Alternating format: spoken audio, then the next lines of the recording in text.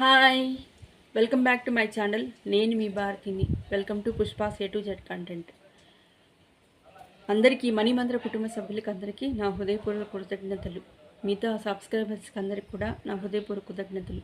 ముందుగా నాకు ఈ విద్యను అందించిన శ్రీ అనంత కృష్ణమాచార్య గురువు గారికి నా హృదయపూర్వక కృతజ్ఞతలు. ఇంతవరకు నేను జ్ఞానాన్ని పొందుతున్న ప్రతి ఒక్క గురువులకి నా హృదయపూర్వక కృతజ్ఞతలు, పాద నమస్కారాలు.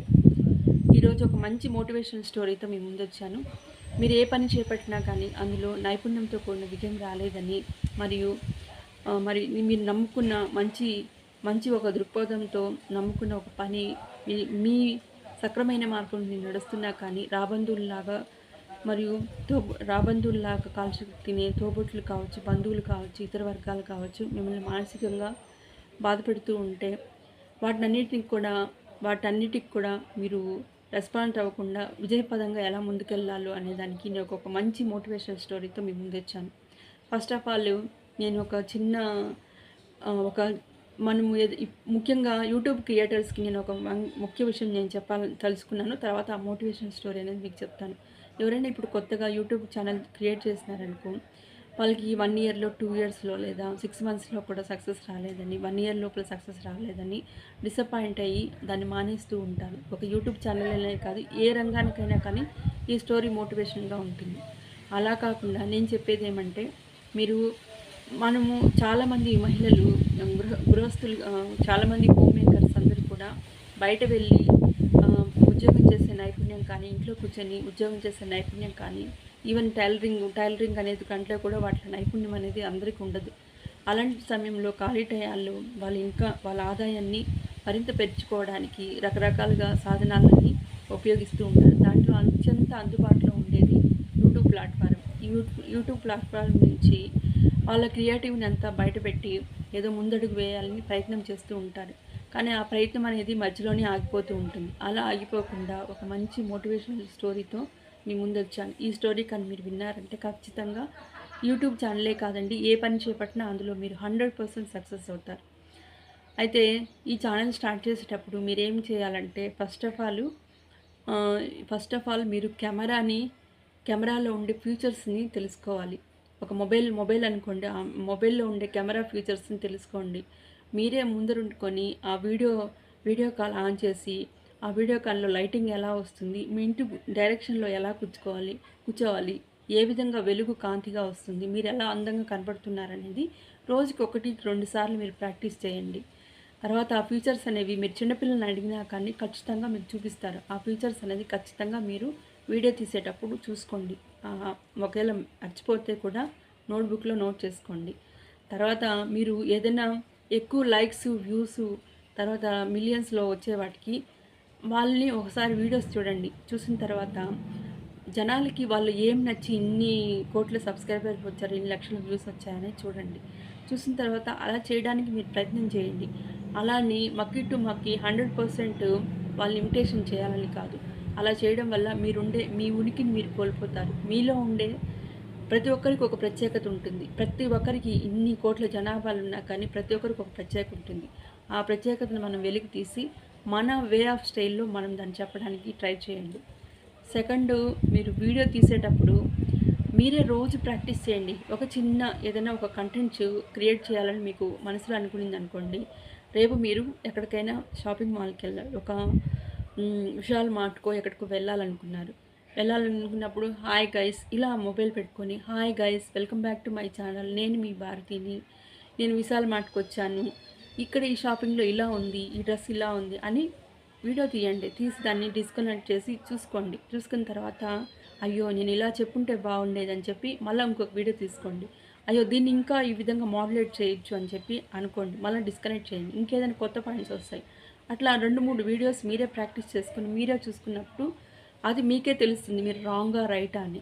అలా వీడియో ప్రాక్టీస్ అనేది కూడా ఒకటి ఉంటుంది. ఆ వీడియో ప్రాక్టీస్ మీరు చేయండి. సింపుల్ 1 మినిట్లో అయినా మీరు చేసుకోండి.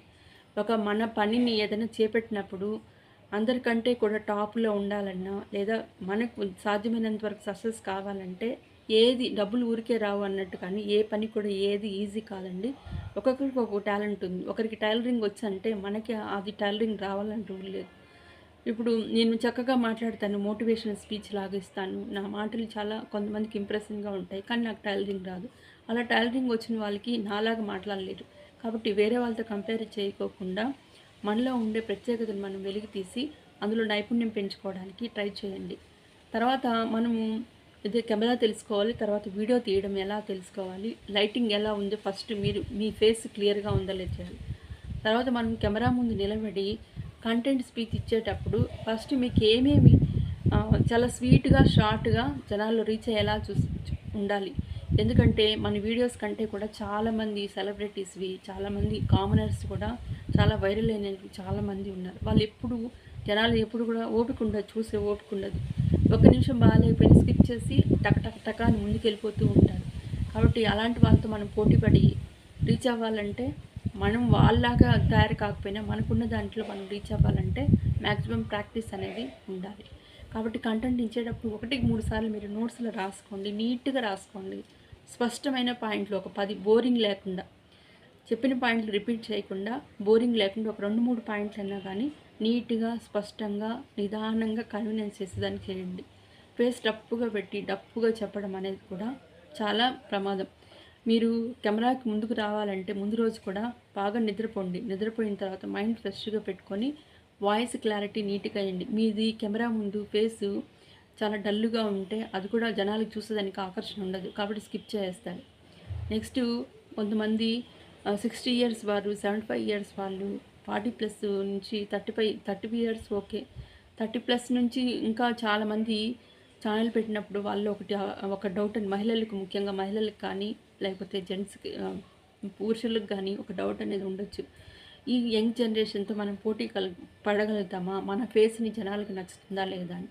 అలాంటప్పుడు మీరు మానసికంగా, సైకాలజికల్‌గా మీ బ్రెయిన్‌కి ఒక ప్రాక్టీస్ ఇవ్వండి.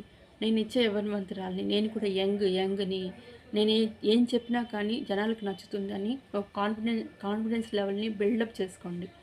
ఇప్పుడు ఏదైనా నీట్‌గా డ్రెస్ చేసి నాకేం పర్వాలేదు, నేను కూడా యంగ్‌ని అన్న ఫీలింగ్, నేను ముసలిదాన్ని అనుకుంటే ముసలిదాన్ని, నేను కూడా యంగ్‌ని, నేను చెప్పేది జనాలకి ఇష్టపడతారు అని ఒక కాన్ఫిడెన్స్‌తో ఉండి జనాలకి యంగ్ జనరేషన్‌తో పోటీ పడుతూ మనం ఎలా వీడియోస్ చేయాలనేది మీరు ఒకసారి ఆలోచించి, యంగ్ జనరేషన్ ఎలా ఉంటారు, వాళ్ళు స్టైల్‌గా ఫ్లోయింగ్ ఎనర్జీ లెవెల్స్ ఎక్కువగా ఉంటాయి కాబట్టి వాళ్ళు లేత మొఖం కానీ, అందము, బ్యూటీ, తర్వాత ఎనర్జీ లెవెల్స్ ఎక్కువగా ఉంటాయి కాబట్టి వాళ్ళు మానసికంగా hi hi guys, love you guys అని చెప్పి మహాకవులతో ఇట్లా ఊగుతూ వాళ్ళు చాలా ప్లెజెంట్‌గా ప్రజెంటేషన్ అనేది చేస్తారు. అలా కూడా మనం చేయడానికి, ఒక ఏజ్డ్ పర్సన్ చేయడానికి ప్రయత్నం అనేది చేయాలి. టఫ్‌గా సీరియస్ చేస్తే ఒక ఎనర్జెటిక్‌ని తెచ్చుకొని మనం చేయడం వల్ల ఆ ఎనర్జెటిక్ అనేది కూడా చాలామందికి వ్యూవర్స్‌కి నచ్చుతుంది. ఇలా చేయడం మనము ఇలాంటి కొన్ని టెక్నిక్స్ ఇంకా డీప్‌గా వెళ్ళాలంటే మీరు కొన్ని టెక్ ఛానల్స్ చూసినారంటే దాంట్లో డీటెయిల్‌గా తెలుస్తారు. వాటిలో అన్నీ ఒకేసారి చేయాలని ఏమి రూల్ లేదు. ఏం కంగారు లేదు. బోలెడు టైం ఉంది. మనకి నెత్తి మీద వచ్చి పిడుగేం పడడం లేదు. ఒక్కొక్క రోజు ఒక టెక్నిక్ నోట్‌బుక్‌లో రాసుకొని మేడం గారు వాళ్ళు చెప్పే టెక్ ఛానల్స్ చేసి దాన్ని ప్రాక్టీస్ చేయండి. అట్లా నిదానంగా చేయండి. ఇలాంటి టెక్నిక్స్ ఇంకా కూడా ఎక్కువ టెక్నిక్స్ కావాలంటే మీరు ఫర్దర్ వీడియోస్‌లో మీరు టెక్ ఛానల్స్ చూసుకోవచ్చు. అయితే ఈ విధంగాని సూత్రాలు పాటించండి. అదే యూట్యూబర్స్ అందరూ కూడా బాగా సక్సెస్ అవ్వడానికి ఒక మంచి మోటివేషన్ స్టోరీతో మీ ముందొచ్చాను. అదేం లేదండి, ఒక తమిళనాడు స్టేట్‌లో ఒక ఫార్మర్స్ ఇప్పుడు కుకింగ్ ఛానల్ అనేది స్టార్ట్ చేశారనమాట. అది ఎలా ప్రారంభమైందంటే తమిళనాడులో ఒక రైతు ఉండేవాడు. అతనికి ఇంకా కరోనా టైంలో కావచ్చు, లేకపోతే ఏదైనా కరువు కాలంలో అతని పంట అంతా కూడా బాగా లాస్ అయిపోయింది. జీవనోపాధి అనేది కూడా తగ్గిపోయింది. అలాంటి సమయంలో ఆయన ఏం చేశారు, సరౌండింగ్లో ఉండే కొంతమంది ఫార్మర్స్ తీసుకొని విలేజ్ కుకింగ్ అనే ఒక యూట్యూబ్ ఛానల్ స్టార్ట్ చేసి డైలీ ఒక ఆర్గానిక్ అంటే ఒక ప్రకృతి దగ్గరగా నేచురల్గా ఫుడ్ చేసి యూట్యూబ్లో ఛానల్లో పెడుతూ ఉండేవాడు. వాళ్ళ అబ్బాయిని కూడా బాగా చదివించి అమెరికాకు తీసుకెళ్లారు. అమెరికాలో చదివిస్తూ ఉండేవాళ్ళు. చదివించినప్పుడు అన్ఫార్చునేట్లీ ఆ అబ్బాయి కూడా కొంచెం అక్కడ పరిస్థితుల ప్రభావం వల్ల ఇండియాకి జాబ్ లేకుండా ఇండియాకి తిరిగి వచ్చేయడం జరిగింది. అయితే వీళ్ళు యూట్యూబ్ ఛానల్ స్టార్ట్ చేసిన తర్వాత వీళ్ళకి ప్రతిరోజు ఒక షార్టు, 3 డేస్ తర్వాత ఒక లాంగ్ వీడియో, ప్రతిరోజు ఒక షార్టు, 3 డేస్ తర్వాత ఒక లాంగ్ వీడియో, అలా పెడుతూ వచ్చారనమాట. వాళ్ళకి సిక్స్ ఇయర్స్ వరకు వాళ్ళు బాగా కష్టపడ్డారండి. కష్టపడి వాళ్ళు ఏమి ఎక్స్‌పెక్టేషన్ ఏమి లేదు. వ్యూస్ తగ్గిపోతున్నాయి ఏమీ లేదు. వాళ్ళు పెట్టాలి అనే ఒక సంకల్పం మాత్రమే ఉండింది. అదర్ పర్సన్ నుంచి ఎక్స్‌పెక్టేషన్స్, ఓవర్ ఇమేజినేషన్స్, ఓవర్ ప్రెజర్స్, ఓవర్‌గా వ్యూలొచ్చేయాలి. అందరూ అలా కాకుండా వాళ్ళ పని మీద వాళ్ళు ఫోకస్ పెట్టి, ఒక నమ్మకంతో రెగ్యులర్‌గా ఒక వీడియో పెడుతూ పోయారు. 6 ఇయర్స్ అయిందండి. 6 ఇయర్స్ కూడా వాళ్ళకి ఇంకా లో సబ్స్క్రైబర్స్, లో వ్యూస్, ఏమి కామెంట్స్ అనేది కూడా లేదు. తర్వాత 6వ సంవత్సరానికి ఒక వీడియో పెట్టారు. అది సూపర్ డూపర్‌గా వైరల్ అయిపోయింది. ఆ వైరల్ అవ్వడం వల్ల ఏమైందంటే వాళ్ళకి కోట్లలో సబ్స్క్రైబర్లు, లక్షల్లో వ్యూస్ రావడం జరిగింది. ఇప్పుడు వాళ్ళు ఏం చేస్తారంటే చాలా ఫేమస్ అయిపోయారు. ఆ విలేజ్ కుకింగ్ అనే ఛానల్‌లో చాలా ఫేమస్ అయిపోయి అమెరికా వాళ్ళు కూడా ఇన్వైట్ చేసి ఇప్పుడు ప్రస్తుతం వాళ్ళు అమెరికాలో ఉన్నారంట. అమెరికాలో కూడా వాళ్ళు కుకింగ్ వీడియోస్ చేస్తున్నారు. వాళ్ళ ఒక ఇండియన్ ఫార్మర్స్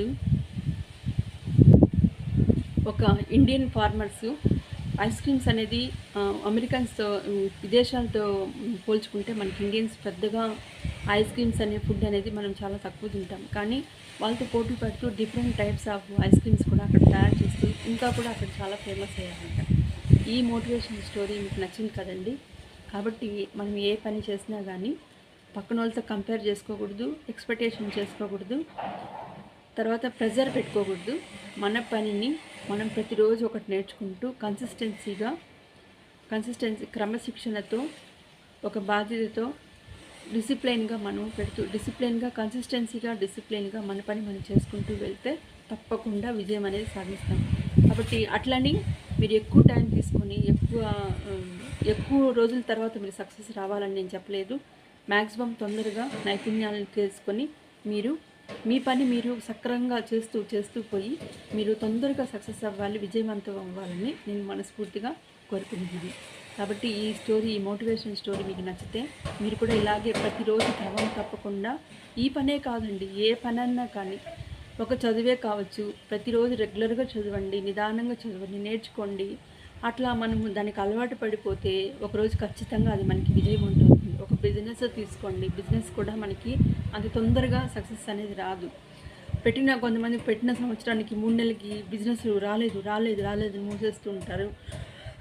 1 ఇయర్కి అంతా కూడా రాలేదని మూసేస్తుంటారు. అలా కాదు, ఒక బిజినెస్లో సక్సెస్ కావాలంటే మ్యాక్సిమం 5 ఇయర్స్ అనేది ఇన్వెస్ట్మెంట్ అనేది ఉండాలి, అందులో నైపుణ్యం పొందాలి. అప్పుడే ఇంకా బిజినెస్లో కూడా సక్సెస్ అనేది వస్తుంది. ఇది లా ఆఫ్ అట్రాక్షన్లో సక్సెస్ మంత్ర సూత్రంలో ఇలా చెప్తారనమాట. కాబట్టి ఈ 5 ఇయర్స్లో మన మీద మనకి కాన్ఫిడెన్స్ ఉండాలి, దాని మీద నైపుణ్యం పెంచుకోవాలి. పట్టుదల పెంచుకున్నప్పుడు అందులో ఖచ్చితంగా సక్సెస్ అనేది వస్తుంది. ఫస్ట్ 1 or 2 ఇయర్స్ లాభాలు రావచ్చు, నష్టాలు రావచ్చు. మరీ నష్టం రాకుండా లాభాలు అనేది ఖచ్చితంగా మనకు ఒక ఎక్స్పీరియన్స్ అనేది ఉంటుంది, ఒక అవగాహనతో ముందుకెళ్ళి దాంట్లో మనం స్టబాన్ అవ్వాలి, సక్సెస్ అవ్వాలన్నప్పుడు మనం వెంటనే అనేది దాన్ని మూసేయమన్నమాట. ఈ విధంగా మనకి విజయం అనేది చేకూర్చుకోవచ్చు. కాబట్టి ఇందులో మనం నేర్చుకున్న పాఠం ఏమంటే క్రమశిక్షణతో కూడిన కన్సిస్టెన్సీ అనేది బాధ్యతతో కూడే కంటిన్యూస్ అనేది ఉన్నప్పుడు ఖచ్చితంగా మనం ఎప్పుడో ఒక రోజు విజయం అనేది సాధిస్తాం. ఇంకొక విషయం ఏమంటే ఇప్పుడు మీరు ఏదైనా ఒక మంచి పనిని ఎంచుకున్నారు, దాంట్లో మీ పని మీరు చేసుకెళ్తున్నారు. ఆ పనిలో ఉండే పూర్వాపరాలు అనేది ఇతరులకి ఏమీ తెలియదు. ఈవెన్ మన తోబుట్టువులు కూడా దాంట్లో ఏం చేస్తున్నారని వాళ్ళకి తెలియదు. బంధువర్గాలకి కానీ, లేకపోతే బంధువర్గాలకు కానీ, స్నేహితులకు కానీ, లేకపోతే ఇతర వర్గాలకి కూడా వాళ్ళు ఏం చేస్తారంటే ఈజీగా మనకి ఒక కామెంట్ చేసేస్తూ ఉంటారు. కామెంట్ చేసినప్పుడు అది మనసుకు చాలా నచ్చుకుంటుంది. అలాంటప్పుడు మీరు అట్లాంటి వాటిని ఓవర్కమ్ చేస్తూ మీరు చేపట్టిన పనిలో విజయం సాధించడానికి నేను ఒక మంచి టెక్నిక్ చెప్తాను. ఇప్పుడు ఒక పర్సను మీకు ఒక బర్త్డే వచ్చినప్పుడు ఒక పర్సను ఒక బొకే తీసుకొచ్చి I love you, I like you so much, all the best, wish you good luck మా అని చెప్పి నాకు ఒక బొకే ఇచ్చాడు. అప్పుడు మీరు ఎలా ఫీల్ అవుతారు? దాన్ని మనసుకు తీసుకొని మీ మైండ్కి, సబ్కాన్షియస్ మైండ్లో కూడా మీరు చాలా హ్యాపీగా ఫీల్ అవుతారు. అవునా కాదా? అంటే ఇంకొకరు వచ్చి ఒక బుకే ఇచ్చే యు ఆర్ ఏ ఫూల్ అని చెప్పి రాయిస్తారు. దాన్ని తీసుకొని మీరు రోజంతా బాధపడుతూ ఉంటారు. ఇప్పుడు దీన్ని బట్టి భావార్థం ఏమంటే మీకు ఇడియట్ అని రాసిన వ్యక్తి రాంగా, లేకపోతే మీరు మనసుకు తీసుకోవడం వల్ల మీరు రాంగా? ఇప్పుడు మీకు కాన్సెప్ట్ అర్థమైందా? మీరు యాక్చువల్గా ఇడియట్ కాదు, మీరు మంచి వాళ్ళు, మంచి ఫోకస్లో ఉన్నారు. కానీ ఎవరు రాశారు? రాసిన వ్యక్తి వేరే వ్యక్తి చెప్పిన మాటలు, రాసిన రాతల్ని మీరెందుకు మనసుకు తీసుకుంటారు? కాబట్టి ఇప్పుడు మోస్ట్లీ ఎవరు డిఫెక్ట్ అయినారు ఇక్కడ? డిఫెక్ట్ రాసిన వ్యక్తే అతను చాలా డిఫాల్ట్ వ్యక్తి, మనమైతే కాదు కదా. కాబట్టి ఏదైనా కానీ మనం మనసు తీసుకునే దాన్ని బట్టి మనం ఉంటుంది. మనము ఎవరైనా మిమ్మల్ని ఘాటుగా గట్టిగా విమర్శించారంటే ఇప్పుడుండే కలికాలంలో మనం బాధపడుతూ ఏడుస్తూ కూర్చోకుండా మనం సబ్కాన్షియస్ మైండ్ని మనం ట్రైనింగ్ ఇచ్చుకోవాలి స్ట్రాంగ్గా. అది ఎలా అంటే వాటిని మనం మనసుకు తీసుకోకూడదు. మన మీద మనకు ఆత్మవిశ్వాసంతో మనం చేసే కరెక్ట్ పనిని చేసుకుంటూ ముందుకెళ్ళాలి. అదేవిధంగా ఇంకోటి నేను చెప్తాను చూడండి, యూట్యూబ్ ఛానల్ స్టార్ట్ చేసేవాళ్ళు చాలా పర్మిషన్స్ అనేవి ఇచ్చేసారు ఈ ప్లాట్ఫారంలో. అట్లని ఒక అశ్లీల సమాజానికి విరుద్ధంగా ఉండే ఒక పనిని చేపట్టి నేను చేసేది కరెక్ట్ ఎవరు ఎన్ని కామెంట్స్ పెట్టినా నాకు సంబంధం లేదని మీరు అనుకోకండి. ఎందుకంటే మీరు సమాజంను ఎప్పుడైతే అది డిఫాల్ట్గా మనం చేసేది ఎత్తి కూడా తిరిగి మనకే రివర్స్ వస్తుంది. అది మన పిల్లల మీద కూడా ప్రభావం పడుతుంది, మనల్ని కూడా దహించేస్తుంది. కాబట్టి మీరు ఎంచుకునే పని అనేది అది వచ్చి మీకు మంచిదిగా ఉండాలి. అది ఇతరులకి ఇబ్బంది పెట్టే విధంగా కూడా, మన కుటుంబ సభ్యుల్ని ఇతరులు ఇబ్బంది పెట్టేలాకుండా కూడా ఉండాలి. ఎందుకంటే మనం బతకడమే కాదు, సమాజం పట్ల కూడా మనకి రెస్పాన్సిబిలిటీ అనేది, సోషల్ రెస్పాన్సిబిలిటీ అనేది ఉండాలి. ఫర్ ఎగ్జాంపుల్ కొంతమంది మ్యారేజ్ చేసుకుని, ముఖ్యంగా మహిళలకు చెప్తున్నాను, ముఖ్యంగా శ్రీమూర్తి వల్లే ఈ పవిత్రమైన భారతదేశంలో కూడా వర్షాలు అనేవి సక్రంగా పడతాయని మన పురాణ శాస్త్రాల్లో కానీ గ్రంథాల్లో కానీ చెప్తూ ఉంటారు. ఎలా పడతాయంటే వాళ్ళ వ్యక్తిగత వికాసము, వాళ్ళ ధర్మము, నీతి నిజాయితీతో కూడిన శీలవంతమైన ఒక మంచి క్యారెక్టర్తో కూడిన వ్యక్తిత్వం వల్లే మనకి ఇవన్నీ ధర్మం నడుస్తుంది అని చెప్తారు.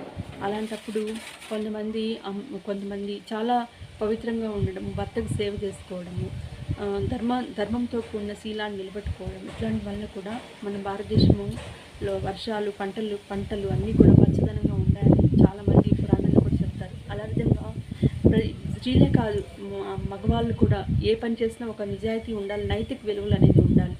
ఫర్ ఎగ్జాంపుల్ నేను ఇప్పుడు ఈ ఫేస్బుక్లో కానీ యూట్యూబ్లో అన్నా కొంచెమన్నా రిస్ట్రిక్షన్ ఉందో లేదో కానీ ఫేస్బుక్లో అలాంటి వాటిలో చూస్తే అసలు లో లిమిట్స్ అనమాట. శ్రీమూర్తులు అందరూ కూడా ఎంతెంత పెద్ద కుంకాలు పెట్టుకునేసి, అసలు ఇది చెప్పకూడదండి ఆయన చెప్తున్నాను చూడండి. ఒక భార్య భర్త దగ్గర కాపురం చేసి 2 పిల్లలు ఉండే ఆమె ఓపెనంగా తన శరీరాన్ని బహిర్గతంగా ఇతర పురుషులకు చూపిస్తుంది. దానివల్ల ఏమవుతుంది, సమాజంలో ఏమవుతుంది, అది ఆ వైబ్రేషన్స్ అనేవి వేరే వాళ్ళు చూసినప్పుడు ఏమవుతుంది, ఖచ్చితంగా వాళ్ళు అట్లాంటి వాటికి ప్రలోభాలు అవుతారు. అక్రమ సంబంధాలు, తర్వాత ఆమెనే కొంచెం ఆమె లైఫ్ని కూడా ఎఫెక్ట్ అయ్యే ప్రమాదం ఉంటుంది. వాళ్ళ ప్రవర్తన పట్టి ఇతర కామెంట్స్ ఉన్నారనుకో, అవి మేము పట్టించుకోమా అని అనకూడదు. ఎందుకంటే అది ఎందుకైనా ఎట్లయినా సమాజం మీద, మీ పిల్లల మీద కూడా ఎఫెక్ట్ అవుతుంది, చిన్నపిల్లల మీద కూడా ఎఫెక్ట్ అవుతుంది. దయచేసి మీ సంసారం బాగుండడానికి సమాజంలో ఉండే వ్యక్తుల్ని మీ చేసే పనుల వల్ల వాళ్ళని విషపూరితం చేయకూడదని నా అభిప్రాయం. నా ఇష్టము, నా బట్టలు, నేను 4 గోడల మధ్య ఉంటాను. ఇప్పుడు చాలామంది లేడీస్ చెప్తున్నారు ఏమంటే, నేను ఈ మరి ఒక అమ్మాయి అయితే ఎంత అశ్లీలంగా చిత్రాలు పెట్టి, నా భర్తే నాకు ఇష్టము, నా పిల్లలే నాకు ముఖ్యము, మీరెవరు చెప్పడానికి అని ఎంత ఈజీగా చెప్పేస్తుందండి. మీరు మీ ప్రవర్తన బట్టి అవతల వాళ్ళు ఉంటారు, మీరు రెచ్చగొడుతున్నారు, మీ ప్రవర్తన బట్టి అవతల వాళ్ళు ఉంటారు. ఇంకా అవతల వాళ్ళు అలాంటి ప్రభావానికి లోపడి అలాంటి కామెంట్స్ పెడతారు కదా. కానీ అది నేనే తప్పు చేయలేదు కదా అని మీరు అనుకోవచ్చు, కానీ ఎప్పుడైనా అది మిమ్మల్ని దహించేస్తుంది. అది మీరు గుర్తుపెట్టుకోండి, మీ పిల్లల మీద కూడా అది ప్రభావం అవుతుంది. నేనే తప్పు చేయలేదు, నా భర్తని నేను ప్రేమించుకున్నాను, మనీ కోసం ఇలా చేస్తున్నానని అనుకోవద్దని దయచేసి ఇలాంటిది మీకు ఇష్టం అవచ్చు, నేను అలాంటి వీడియోస్ గురించి నేను చెప్తున్నానని మీరు దయచేసి తప్పుగా అనుకోవద్దండి. ఎందుకంటే అది ఎప్పటికైనా ఒక చెడు ప్రభావం అనేది అగ్గితో సమానం, అగ్గిని ముట్టుకుంటే మనం దహించేస్తుంది. కాబట్టి మనీ కోసము నైతిక విలువలు దిగజారే విధంగా వీడియోస్ పెట్టకండి. మనీ సంపాదించుకోవడానికి చాలా చాలా ఆపర్చునిటీస్ ఉన్నాయి. ఈవెన్ ఎగ్జాంపుల్గా నేను చెప్తున్నాను, కేఎఫ్సి అతను ఉన్నాడు కదండి, అతను వచ్చే విజయం ఎప్పుడు సాధించాడు? 65 ఏళ్ళకి అతనికి సక్సెస్ వచ్చింది. వచ్చిన తర్వాత అప్పటి నుంచి ఇప్పటి వరకు ఆయన మంచి సంపాదనలో కోట్ల టర్నోవర్‌లో ఉన్నారు. ఆ విధంగా మనం గట్టిగా సంకల్పం చేసుకుంటే ఏజ్ అనేది ఒక నెంబర్ మాత్రమే. విజయం సాధించడానికి ఏ ఏజ్ అయినా సరిపోతుంది. కాబట్టి మనము ఇర్రెగ్యులర్ యాక్టివిటీస్‌కి మనం చేసి ఇతరులను అడక్ట్ చేసే విధంగా కాకుండా మనీ సోర్సెస్ రావడానికి మీరు ప్రయత్నం అనేది చేయండి. ఆలోచించండి. ఆలోచించి ఒక నైపుణ్యము, ఒక హెల్తీతో కూడిన నైపుణ్యంతో కూడిన మీ పర్ఫార్మెన్స్ అనేది ఉండడం వల్ల అది సమాజానికి మంచిది, మీకు మంచిది, పిల్లలకి కూడా మంచిది. ఎప్పుడు కూడా అలాంటివి ఇప్పుడు ఆన్లైన్‌లో చాలామంది ఆడవాళ్ళు ఏం చేస్తూ ఉంటారంటే రెగ్యులర్గా ఆన్లైన్ పెడుతూ ఉంటారు. పెట్టిన తర్వాత నీట్‌గా మేకప్ అవ్వడము, అది చీర సవరించుకోవడము, ఫ్యాన్ ముందర ఉంటా చీర ఎగురుతూ ఉంటే వాళ్ళని ఎంటర్టైన్మెంట్ చేయడము. నేనే తప్పు చేయలేదు కదా, కెమెరా వెనకాల ఉండాను కదా అని అంటారు. అది చూసే జెంట్స్‌కి అది వాళ్ళకి ఎంత వైబ్రేషన్స్ ఉంటాయి కదండీ! ఖచ్చితంగా వాళ్ళు ఎమోషన్ అవుతారు కదా! ఎమోషన్ అవుతారు. మీరు కూడా ఎంత చేస్తారంటే చేస్తూ అలా చేస్తూ మీరు ఖచ్చితంగా దానిలో బలహీనం పడి మీ లైఫ్ కూడా మీకు స్పాయిల్ అనేది ఖచ్చితంగా వస్తుంది. ఏంటండి నేనే తప్పు చేయలేదంటారు. ఏం తప్పు చేయలేదు చెప్పండి? కెమెరా ముందు నిలబడుకుంటారు. మీరు నవ్వడము, మీరు చేసే బిహేవింగ్ అంతా కూడా మగవాళ్ళని టెంప్ట్ అయ్యేలాగా చూస్తుంది. ఒక వ్యూస్ కోసము, ఒక సబ్స్క్రైబర్స్ కోసము. అది మీ సంసారం కూడా ఎఫెక్ట్ అవుతుంది. మీ పిల్లలు అదే చూసి మీ పిల్లలు కూడా అదే నేర్చుకుంటారు కాబట్టి శ్రీమూర్తులందరికీ కూడా నేను నమస్కరించి చెప్తున్నాను. మన విలువలు మనమే కాపాడుకోవాలి. మనము ఒక సాంప్రదాయకమైన ఒక హస్బెండ్‌కి ధర్మబద్ధంగా ఉండే వైఫ్‌గా మనం ఉండాలని నేను మనస్ఫూర్తిగా కోరుకుంటున్నాను. ఉంటారు. ఆల్రెడీ ఉన్న వాళ్ళకందరికీ కూడా పాద నమస్కారాలు. ఇలా చెప్తున్నాను అన్నిదా మీరు తప్పుగా భావించకండి. వేరే నైతిక విలువలతో కూడిన వేరే ఏదైనా మంచిగా మీరు ఒక ఫోకస్‌గా పెట్టి మీ పర్ఫార్మెన్స్ ఇవ్వాలని నేను కోరుకుంటున్నాను. ఈ విధంగా వేరే వాళ్ళు మనం క్రిటిసైజం చేస్తున్నప్పుడు వాళ్ళని మనము మనసుకు తీసుకోవద్దండి. తీసుకొని బాధపడొద్దండి. అవతల వాళ్ళ కాన్సెప్ట్ ఏమంటే నువ్వు డెవలప్ అవ్వకూడదు, నువ్వు పతనం అవ్వాలి, నువ్వు బాధపడాలి వాళ్ళ కాన్సెప్ట్. మన కాన్సెప్ట్ ఏంటి? అది మనసుకు తీసుకొని మనం బాధపడుతూ ఉంటే వాళ్ళు సక్సెస్ అయినట్టు. కాబట్టి ప్రతిసారి మనం ఓకే, ఎవ్రీథింగ్ ఓకే, అది నువ్వేమిటో నీకు తెలుసు కాబట్టి ఎదుటి వాళ్ళు నేను క్రిటిసైజం చేసినప్పుడు నువ్వు మనసుకు తీసుకొని బాధపడాల్సిన అవసరం లేదు. ఒకవేళ అది రాంగ్ అయితే నువ్వు నిన్ను కరెక్ట్ చేసుకుంటావు. వాళ్ళెవరు నిన్ను కరెక్ట్ చేయాల్సిన అవసరం లేదు. నిజంగా వాళ్ళకి నీ మీద ప్రేమ, గౌరవం ఉంటే ఒక చిన్న సజెషన్ రూపంలో మీకు ఇస్తారు. కానీ మానసికంగా సూటిపోటి మాటలతో పూర్తిగా మిమ్మల్ని డిసప్పాయింట్ చేసి ఈవెన్ తోడబుట్టిన అక్క చెల్లెలు కూడా అలాగే ఉన్నారు. చేసి నిన్ను డౌన్ఫాల్ చేయాలంటే వాళ్ళకి ఏం సమాధానం మీరు చెప్పకండి. మీరు చెక్ చేసుకోండి. రెగ్యులర్గా మీరు చేస్తే ఏది మంచి ఏది చెడు అనేది ఖచ్చితంగా మీ మీద మీరు ఫోకస్ ఉంటే మీకే తెలుస్తుంది. దాంట్లో ముందుకెళ్ళండి. అట్లా లేదు మీకు ఏమైనా డౌట్స్ ఉంటే మీ మంచి కోరే మెంటర్స్ కానీ మంచి కోరే స్నేహితులు ఉంటారు కదా, వాళ్ళ దగ్గర సజెషన్ ఇవ్వండి. వాళ్ళు కరెక్ట్గా చెప్తారు. భారతి ఓకే నువ్వు చేసిన కరెక్ట్ వే అని చెప్తారు. లేదు వే రాంగ్ నువ్వు మెచ్చుకోవాల్సింది అంటే నువ్వు మార్చుకోండి. ఇదండి. కాబట్టి మీరు ఎందులో కానీ ఎప్పుడు కానీ ఎట్లా డిసప్పాయింట్ కాకుండా ముఖ్యంగా యూట్యూబ్ క్రియేటర్స్ వాళ్ళకి నేను చెప్పే కథ ఇది. కాబట్టి ఇలాంటి నేను చెప్పే ఈ విధానం మీకు ఈ టెక్నిక్స్ మీకు నచ్చితే నిజంగా వీడియోని ఫాలో చేయండి, షేర్ చేయండి, లైక్ చేయండి, సబ్స్క్రైబ్ చేసుకోండి. Thank you and all.